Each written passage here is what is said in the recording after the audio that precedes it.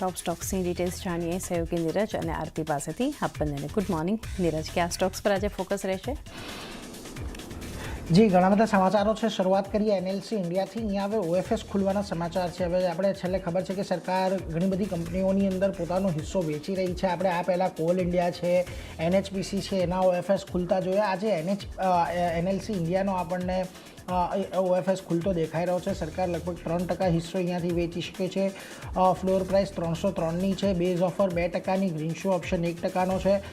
લગભગ 10% ડિસ્કાઉન્ટ પર આપણને ફ્લોર પ્રાઇસ રાખવામાં આવી છે આજે નોન રિટેલ રોકાણકારો માટે, અને આવતીકાલે રિટેલ રોકાણકારો માટે ખુલશે. એટલે ચોક્કસથી 10%નો એક ડિસ્કાઉન્ટ પર ફ્લોર પ્રાઇસ છે.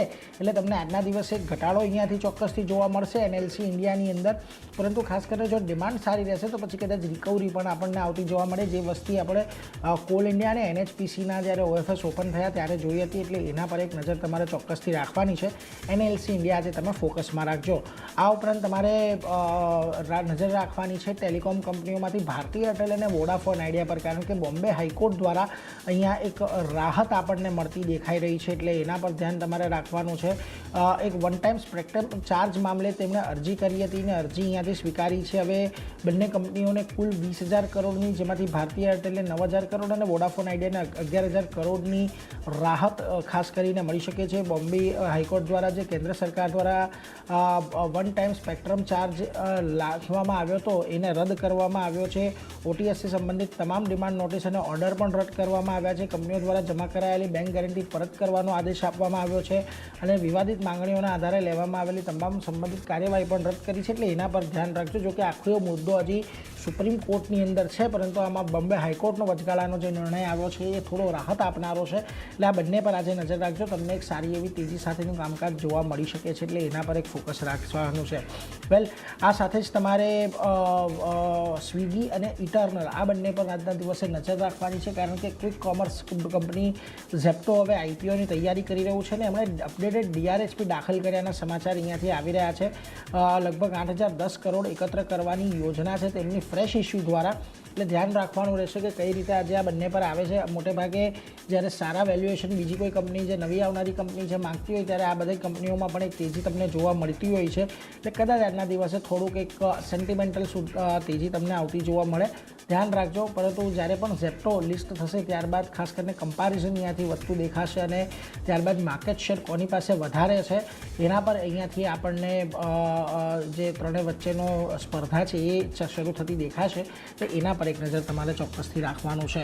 આ બધાની વચ્ચે તમે આજે બ્લુસ્ટોન જ્વેલરી પર એક નજર રાખજો, કારણ કે અહીંયા જે એક બ્લોક ડીલના સમાચાર મળી રહ્યા છે. ઓલમોસ્ટ 4% જેટલા 3.8% હિસ્સામાં એક બ્લોક ડીલ થઈ શકે છે. 4 પીઈ ફંડ છે, 361 ગ્રુપ, એસએલ ઇન્ડિયા, 3 આઈવી કેપ વેન્ચર, સાયરોન પિલર ફંડ્સ, આ બધા હિસ્સો વેચી શકે છે. લગભગ 300 કરોડની બ્લોક ડીલ હશે. 520ની ફ્લોર પ્રાઇસ હતી અને 5.5%ના ડિસ્કાઉન્ટ પર આ કદાચ તમને થતી દેખાઈ શકે છે બ્લોક ડીલ. એટલે અહીંયાથી આજના દિવસે તમને એક ઘટાડો આવી શકે છે. એટલે એના પર એક ચોક્કસથી નજર રાખજો.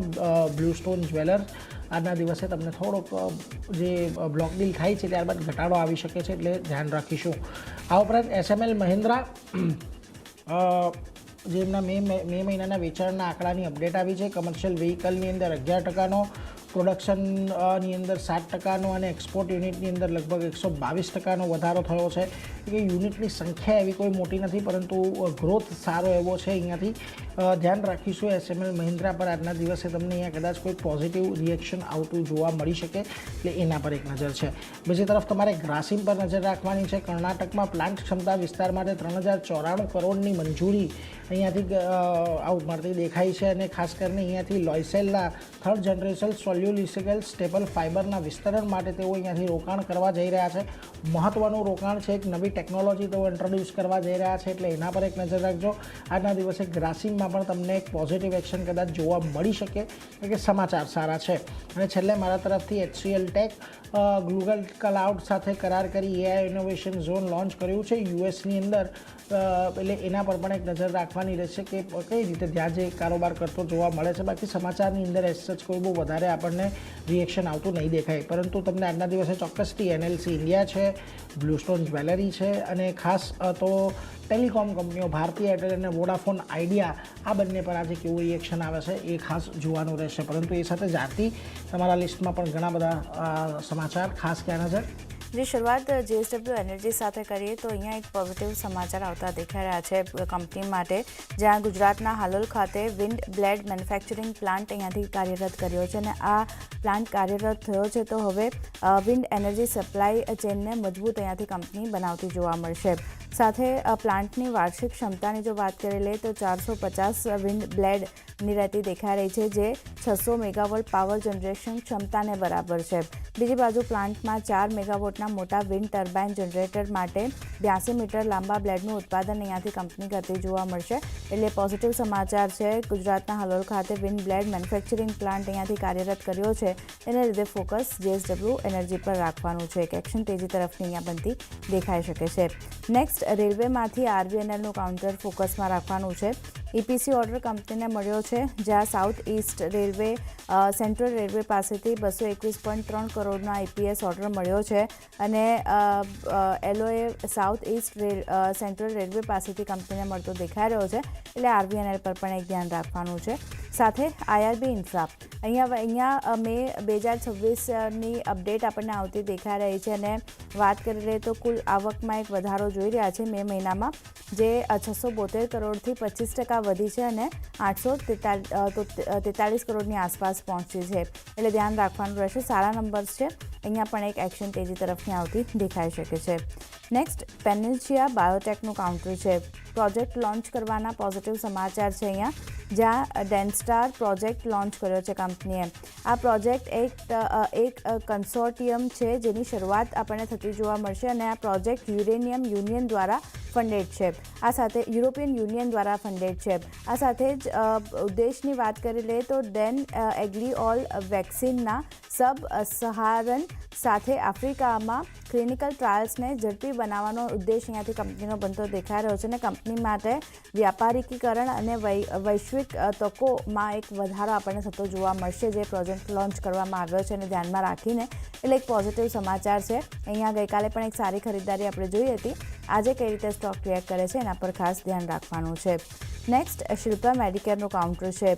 સ્ટ્રેટેજિક કરાર કરવાના સમાચાર આવી રહ્યા છે અહીંયા, જ્યાં ગેટ ટુ બ્રેઇન સાથે સ્ટ્રેટેજિક કરાર કર્યા છે અને મગજના કેન્સરની સારવાર માટે આ સ્ટ્રેટેજિક કરાર કરવામાં આવ્યા છે.